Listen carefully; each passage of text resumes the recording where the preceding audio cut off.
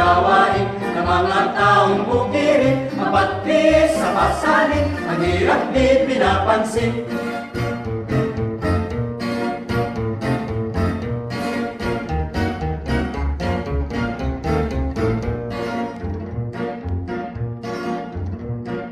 Ang pagtatanim ay hindi ang biro lamang, at walang humpay sa gawain ng katunghay. Di makatayo at hindi ka makaupo sa maghabi na kayo ko at naghahasik na walang hinto.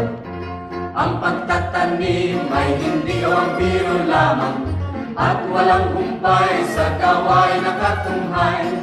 Di makatayo at hindi ka makaupo sa maghabi na kayo ko at naghahasik na walang hinto. Ang bisig ko'y namimitik at ang baywang nangangawit, ang binti ko'y namamanwit, at